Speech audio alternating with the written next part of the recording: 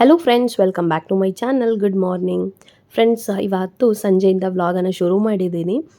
ಏನು ಅಂತಂದರೆ, ಸಂಜೆ ಹೊತ್ತು ನೋಡಿ ಎಷ್ಟು ಮಳೆ ಬರೋ ಥರ ಮೋಡ ಹಾಕಿತ್ತು ಅಂತಂದರೆ ಫುಲ್ ಕತ್ಲಾಗಿ ಹೋಗ್ಬಿಟ್ಟಿತ್ತು.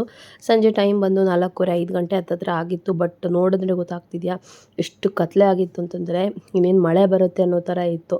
ಹಾಗೆ ಪಾಪು ಅಂಗ್ಳಕ್ಕೆ ಹೋಗೋಣ ಅಂತೆಲ್ಲ ರೆಡಿ ಆಗಿದ್ಲು. ಬಟ್ ಗುಡುಗು ಮಿಂಚೆಲ್ಲ ಬರೋದು ನೋಡಿಬಿಟ್ಟು ಅಲ್ಲೇ ನಿಂತ್ಕೊಂಡಿದ್ಲು. ಹಾಗೆ ಅಲ್ಲೇ ಹೊರಗಡೆ ಕೂತ್ಕೊಂಡಿದ್ವಿ, ಮಳೆ ಬರುತ್ತೋ ಏನೋ ಅಂತ ನೋಡ್ತಾ. ತಣ್ಣ ಗಾಳಿ ಕೂಡ ಬೀಸ್ತಾ ಇತ್ತು. ಹಾಗೆ ಅವಳು ಸುಮ್ಮನೆ ನಿಂತ್ಕೊಂಡು, ಮರ ಎಲ್ಲ ತುಂಬ ಸಿಕ್ಕಾಪಟ್ಟೆ ಗಾಳಿ ಇರ್ದಿದ್ದರಿಂದ ಮರ ಕೂಡ ಅಷ್ಟೇ ಜೋರಾಗಿ ಅಲ್ಲಾಡ್ತಾ ಇತ್ತು. ಅದನ್ನು ನೋಡಿ ಸ್ವಲ್ಪ ಭಯ ಆಗಿತ್ತು ಅವಳಿಗೂ. ಹಾಗೆ ನೋಡ್ತಾ ಅಲ್ಲೇ ಕೂತಿದ್ವಿ.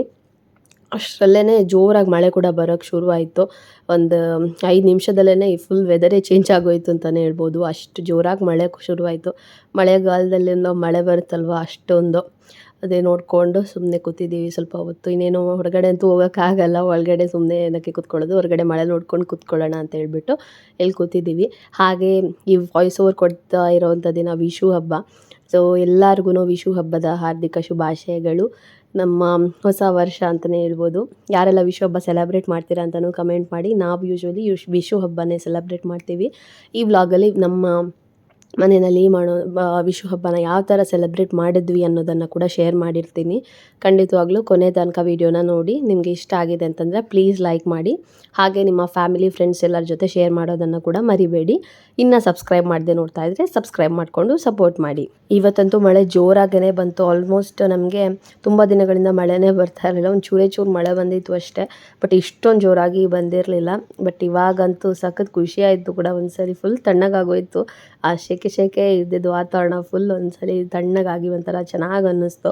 ಹಾಗೆ ನೆಕ್ಸ್ಟ್ ಡೇ ಮಾರ್ನಿಂಗ್ ಮತ್ತೆ ನಾನು ವ್ಲಾಗನ್ನು ಕಂಟಿನ್ಯೂ ಮಾಡ್ತಾ ಇದ್ದೀನಿ.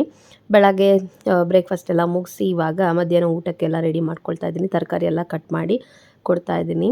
ಸೊ ಇವತ್ತು ಸ್ವಲ್ಪ ತೊಂಡೆಕಾಯಿ ಮತ್ತು ಬೆಂಡೆಕಾಯಿ ಇತ್ತು. ಅದರಿಂದ ಒಂದು ಸ್ವಲ್ಪ ತೊಂಡೆಕಾಯಿ ಸಾಂಬಾರು, ಅದ್ರ ಜೊತೆಗೆ ಬೆಂಡೆಕಾಯಿದು ಪಲ್ಯ ಮಾಡೋಣ ಅಂತ ಹೇಳಿಬಿಟ್ಟು ಕಟ್ ಮಾಡ್ತಾಯಿದ್ದೀನಿ. ಪಾಪು ಅಜ್ಜಿ ಜೊತೆ ಆಟ ಆಡ್ತಾಯಿದ್ಲು.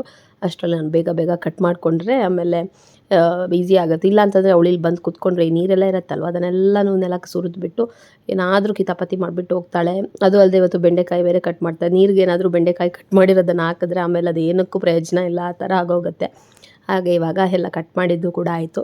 ಅದಾಗಿ ಮನೆ ಕ್ಲೀನಿಂಗ್ ಎಲ್ಲ ಮುಗಿಸ್ಕೊಂಡು ಇವಾಗ ಒಂದು 10 ಗಂಟೆ ಹಂಗೆ ನಾನಿಲ್ಲಿ ಡ್ರ್ಯಾಗನ್ ಫ್ರೂಟ್ ಅಂತ ತಂದಿದ್ರು, ಇದನ್ನು ಕಟ್ ಮಾಡ್ತಾ ಇದ್ದೀನಿ. ಆ್ಯಕ್ಚುಲಿ ಹೇಳ್ಬೇಕಂದ್ರೆ ಇದಕ್ಕೆ ಏನಂದರೆ ಏನೂ ಟೇಸ್ಟ್ ಇಲ್ಲ. ನನ್ನ ಪ್ರಕಾರ ನನಗೇನು ಇಷ್ಟನೇ ಇಲ್ಲ. ಅದೇ ಇರೋ ಒಂದು ಹಣ್ಣು ಅಂತ ಹೇಳ್ಬೋದು. ಇದು ಏನೂ ಟೇಸ್ಟ್ ಇರಲ್ಲ, ಲೈಟಾಗೆಲ್ಲೋ ಒಂದು ಸ್ವಲ್ಪ ಸ್ವೀಟಿಶ್ ಇರುತ್ತೆ, ಅಷ್ಟು ಬಿಟ್ಟರೆ ಬೇರೇನೂ ರುಚಿ ಇಲ್ಲ. ಜ್ಯೂಸ್ ಏನಾದರೂ ಮಾಡಿದ್ರೆ ಅದು ಸಕ್ಕರೆ ಹಾಕ್ಬಿಟ್ಟು ಮಾಡಬೇಕು ಅಷ್ಟೇ. ಅದನ್ನು ನನಗೇನು ಅಷ್ಟೊಂದು ಇಷ್ಟ ಆಗಿಲ್ಲ. ಬಟ್ ತಂದಿದ್ರಲ್ವ ಅಂತ ಹೇಳ್ಬಿಟ್ಟು ಕಟ್ ಮಾಡ್ತಾ ಇದ್ದೀನಿ. 1-2 ಪೀಸ್ ತಿಂದ್ಕೊಂಡ್ವಿ. ಆ್ಯಂಡ್ ಪಾಪು ಎಲ್ಲಾದರೂ ತಿಂತಾಳೇನೋ ಅಂತ ತಂದಿದ್ದು ಅಂತ ಹೇಳ್ತಾಯಿದ್ರು. ಅವಳಿಗೂ ಬೇಡ ಅಂತ ಅನ್ನಿಸ್ತೇನೋ, ಅವಳು ಕೂಡ ತಿಂದಿಲ್ಲ. ಇದರಲ್ಲಿ ರೆಡ್ ಕಲರ್ದು ಬರುತ್ತೆ, ಅದು ಒಂದು ಸ್ವಲ್ಪ ಸ್ವೀಟ್ ಇರುತ್ತೆ ಅಂತ ಹೇಳ್ತಾರೆ. ಬಟ್ ನನಗೆ ಯಾವತ್ತೂ ಅದು ಸಿಕ್ಕಿಲ್ಲ. ತಂದಿದ್ದು 2 ಸತಿನೂ ಇದೇ ವೈಟ್ ಕಲರ್ದೇನೆ ಆಗಿಬಿಟ್ಟಿತ್ತು. ಆಮೇಲೆ ನನಗೂ ಅಷ್ಟೊಂದೇನು ಇಷ್ಟ ಆಗಿಲ್ಲ. ಹೇಳಿ, ನಿಮಗೆ ಯಾರಿಗಾದರೂ ಈ ಡ್ರ್ಯಾಗನ್ ಫ್ರೂಟ್ ಇಷ್ಟ ಇದೆಯಾ, ಅಥವಾ ಇದರಿಂದ ಏನಾದರೂ ಬೇರೆ ಥರ ರೆಸಿಪೀಸ್ ಏನಾದರೂ ಮಾಡ್ಬೋದಾ ಚೆನ್ನಾಗಿ ಅಂತ ಹೇಳ್ಬಿಟ್ಟು ಕಮೆಂಟ್ ಮಾಡಿ. ಗೊತ್ತಿದ್ದರೆ ನಾನು ಕೂಡ ಟ್ರೈ ಮಾಡ್ತೀನಿ. ಹಾಗೆ ಸಂಜೆ ಹೊತ್ತು ಮತ್ತೆ ವ್ಲಾಗನ್ನು ಕಂಟಿನ್ಯೂ ಮಾಡಿದ್ದೀನಿ. ಬೆಳಗ್ಗೆ ಮತ್ತು ಇನ್ನೇನು ವ್ಲಾಗ್ ಕೂಡ ಕಂಟಿನ್ಯೂ ಮಾಡಿರಲಿಲ್ಲ. ಹಾಗೆ ಸ್ವಲ್ಪ ಕೋಲ್ಡೆಲ್ಲ ಆಗಿಬಿಟ್ಟಿತ್ತು ಅಲ್ವ, ಅದೇ ಸ್ವಲ್ಪ ಹಂಗೆ ಇದೆ ತಲೆನೋವು ಅದು ಇದು ಅಂತ ಹೇಳ್ಬಿಟ್ಟು. ಹಾಗೆ ಮತ್ತೆ ಚೆನ್ನಾಗಿ ಮಧ್ಯಾಹ್ನ ನಿದ್ದೆ ಮಾಡಿ ಇವಾಗ ಮತ್ತೆ ನಾನು ಬಟ್ಟೆ ಎಲ್ಲ ಮಡಿಸ್ತಾ ಇದ್ದೀನಿ. ಒಂದು ರಾಶಿ ಬಟ್ಟೆ ಇತ್ತು, ಅದನ್ನೆಲ್ಲ ಮಡಿಚ್ಕೊಂಡು ಇಡ್ತಾಯಿದ್ದೀನಿ. ಪಾಪು ಅವಳೇನೋ ಆಟ ಆಡ್ಕೊಳ್ತಾ ಇದ್ದು ಅವಳ ಪಾಡ್ಗವಳು. ಹಾಗೆ ಬಟ್ಟೆ ಎಲ್ಲ ಮಡಿಚ್ಬಿಟ್ಟು ಇಲ್ಲಿ ಬಂದಿದ್ದೀವಿ ನಾವು. ಮಾವ ಹಲಸಿನ ಹಣ್ಣು ಕಟ್ ಮಾಡ್ತಾಯಿದ್ರು. ಈ ವರ್ಷದ ಮೊದಲನೇ ಹಲಸಿನ ಹಣ್ಣು. ಹಾಗೆ ಅದನ್ನು ಕಟ್ ಮಾಡ್ತಾಯಿದ್ರು. ಸಖತ್ ಸ್ವೀಟಾಗಿ ತುಂಬ ಚೆನ್ನಾಗಿತ್ತು. ಪಾಪು ಕೂಡ ಇಷ್ಟಪಟ್ಟು ತಿಂದ್ಲು. ಅವಳಿಗೆ ಸ್ವಲ್ಪ ಇಷ್ಟ ಹಲಸಿನ ಹಣ್ಣು. ಅದೇನೋ ಮುಂಚೆ ಚಿಕ್ಕವಳಿದ್ದಾಗ್ಲೂ ಅಷ್ಟೇ ಒಂದು ಸಣ್ಣ ಪೀಸ್ ಕೊಟ್ಟರೆ ಅದನ್ನು ತುಂಬ ಚೆನ್ನಾಗಿ ಅವಳು ಟೇಸ್ಟ್ ಮಾಡ್ತಾಯಿದ್ಲು. ಇವತ್ತೂ ಅಷ್ಟೇ ತುಂಬ ಇಷ್ಟಪಟ್ಟು ತಿಂದಳು. ಹಾಗೆ ಇಲ್ಲಿ ಹಲಸಿನ ಹಣ್ಣು ಕೂಡ ಕಟ್ ಮಾಡಿ ಇನ್ನು ತಿನ್ಕೋಬೇಕು. ನಾವು ಕೂಡ ತಿನ್ಕೊತೀವಿ. ತುಂಬ ಚೆನ್ನಾಗಿರುತ್ತೆ. ಯಾರಿಗೆಲ್ಲ ಹಲಸಿನ ಹಣ್ಣು ಅಂದರೆ ಇಷ್ಟ ಅಂತ ಕಮೆಂಟ್ ಮಾಡಿ. ನನಗಂತೂ ಸಿಕ್ಕಾಪಟ್ಟೆ ಇಷ್ಟ ಹಲಸಿನ ಹಣ್ಣು ಅಂತಂದರೆ, ತುಂಬ ಇಷ್ಟ ನನಗೆ. ಹಾಗೆ ನಂತರ ಯಾರಿಗಾದ್ರೂ ಹಲಸಿನ ಹಣ್ಣು ಇಷ್ಟ ಇದ್ದರೆ ಕಮೆಂಟ್ ಮಾಡಿ, ನನಗೂ ಗೊತ್ತಾಗುತ್ತೆ ನಂತರ ಹಲಸಿನ ಹಣ್ಣು ಇಷ್ಟಪಡೋರು ಎಷ್ಟು ಜನ ಇದ್ದೀರಾ ಅಂತ ಹೇಳ್ಬಿಟ್ಟು. ಈ ಹಲಸಿನ ಹಣ್ಣಿಂದನೂ ಅಷ್ಟೇ ಎಷ್ಟೊಂದು ವೆರೈಟಿ ಕೂಡ ಮಾಡ್ಬೋದು. ಬಟ್ ನನಗೆ ಅದೆಲ್ಲದಕ್ಕಿಂತನೂ ಹಾಗೇ ಹಣ್ಣನ್ನು ತಿನ್ನೋಕ್ಕೆ ತುಂಬ ಇಷ್ಟ. ನೋಡಿ, ಹಲಸಿನ ಹಣ್ಣು ಎಷ್ಟು ಚೆನ್ನಾಗಿ ಇದೆ, ಸಕ್ಕತ್ತಾಗಿತ್ತು ಕೂಡ. ಟೇಸ್ಟ್ ಕೂಡ ಅಷ್ಟೇ ತುಂಬ ಚೆನ್ನಾಗಿತ್ತು. ಇದೆಲ್ಲ ಕ್ಲೀನ್ ಮಾಡ್ಕೊಂಡು ಇಟ್ಕೊಬೇಕಿನ್ನು. ನಾವು ಈ ಥರ ಇದು ಮಾಡಿ ಇಟ್ಟಿದ್ದೀವಿ. ಇನ್ನು ಒಂದು ಸ್ವಲ್ಪ ತಿನ್ಕೊಬೇಕು, ಇಲ್ಲ ಏನಾದರೂ ಮಾಡಬೇಕು, ನೋಡೋಣ ಏನು ಅಂತ. ಅದೆಲ್ಲ ಹಲಸಿನ ಹಣ್ಣೆಲ್ಲ ತಿಂದಿದ್ದೆಲ್ಲ ಆಯಿತು.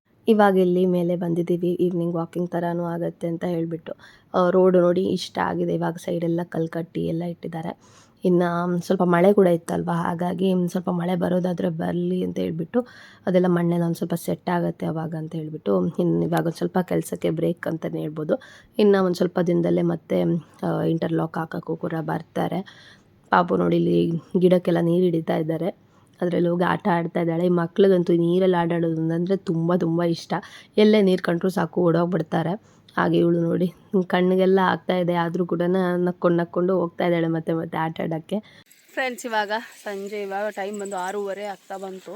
ಇವಾಗ ಇಲ್ಲಿ ಬಂದಿದ್ದಾರೆ ನೀರು ಬಿಡೋಕ್ಕೆ ಅಂತ ಹೇಳ್ಬಿಟ್ಟು. ಹಾಗೆ ನಾನು ಮತ್ತು ಪಾಪು ಕೂಡ ಬಂದಿದ್ದೀವಿ. ಇವಳೊಂದು ಪೈಪ್ ಒಂದು ತೂತಾಗಿದೆ, ಅಲ್ಲಿಂದ ನೀರು ಬರ್ತಾ ಇದೆ, ಅಲ್ಲಿ ಹೋಗಿ ಆಟ ಆಡ್ತಾ ಇದ್ದಾಳೆ. ಫುಲ್ ಬಟ್ಟೆ ಒದ್ದೆ ಮಾಡ್ತಾಳೆ. ಇವಾಗ ಇವಳನ್ನು ಕರ್ಕೊಂಡು ಬಂದರೆ ಈಗೆಲ್ಲ ಮಾಡ್ತಾಳೆ ನೋಡಿ. ದಿನಕ್ಕೆ ನೀರಲ್ಲಿ ಆಟ ಆಡೋದು ಎಷ್ಟು ಬಟ್ಟೆ ಚೇಂಜ್ ಮಾಡಬೇಕು ಅಂತಂದರೆ ಅಷ್ಟು ಸಲ ಆಟ ಆಡ್ತಾಳೆ ನೀರಲ್ಲಿ. ಪಾತ್ರೆನೆಲ್ಲ ಹಾಕಿ ಗ್ಲಾಸಲ್ಲಿ ಹಾಕಿ ಅದು ಇದು ಮಾಡಿಕೊಂಡು ಇವಾಗ ನೋಡಿ ಏನು ಮಾಡ್ತಿದ್ದಾಳೆ ಅಂತ. ಕಣ್ಣಿಗೆಲ್ಲ ಆಗತ್ತಂತೆ ನೋಡಿ. ಇದು ಅಲ್ಲದೆ ಇದು ಶಾಲ್ ಬೇರೆ.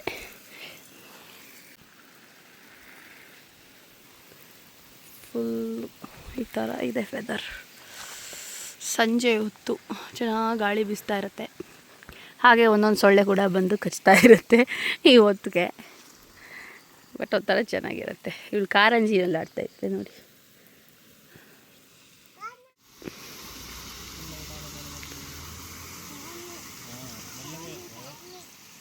ಎಂಥದು ತಾನೇ ಫುಲ್ಲು ಬಟ್ಟೆ ಒದ್ದೆ ಮಾಡ್ಕೊಂಡು ಬಂದ್ಲು. ಯಾರದು? ಹೋಗಡ ಚಿನ್ನೋ.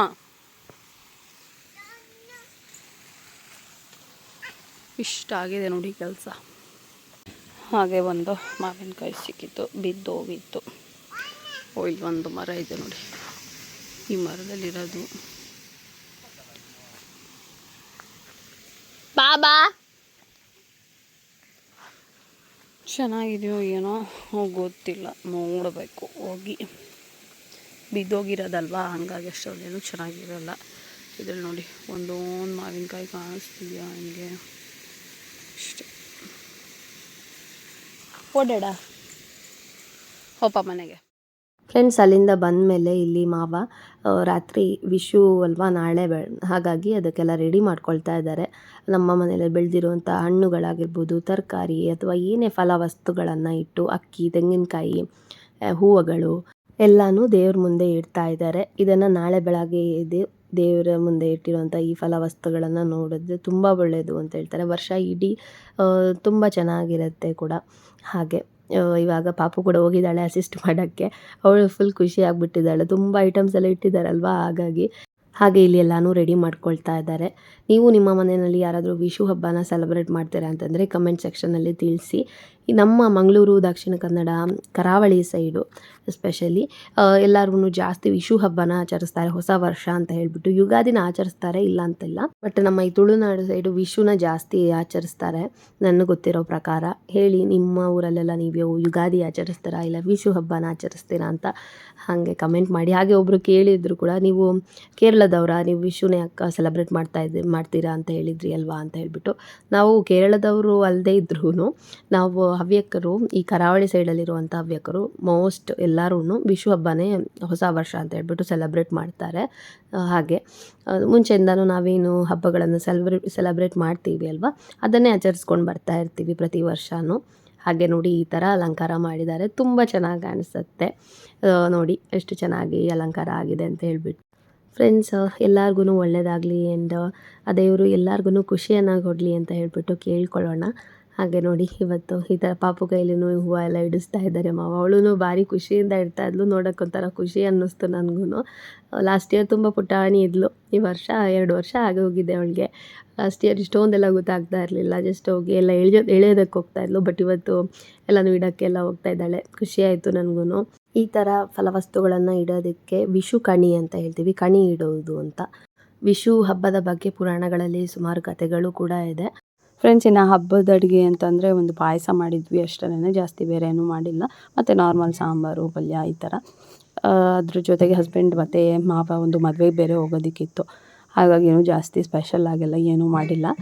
ಆ್ಯಂಡ್ ಇದಾಗಿತ್ತು ನಮ್ಮ ಇವತ್ತಿನ ವ್ಲಾಗ್, ಹಬ್ಬದ ವ್ಲಾಗ್ ಕೂಡ. ಇದರಲ್ಲಿ ಬೆಳಗ್ಗೆ ನಾನು ಇನ್ನೂ ಜಾಸ್ತಿ ಶೂಟ್ ಮಾಡ್ಕೊಂಡಿರಲಿಲ್ಲ, ಹಾಗಾಗಿ ಜಸ್ಟ್ ನೈಟ್ ಏನು ಡೆಕೋರೇಷನ್ ಮಾಡ್ತಾಯಿದ್ವಿ, ಹೂವೆಲ್ಲ ಇಡ್ತಾಯಿದ್ವಿ, ಅದನ್ನು ಮಾತ್ರ ಶೂಟ್ ಮಾಡ್ಕೊಂಡಿದ್ದೆ.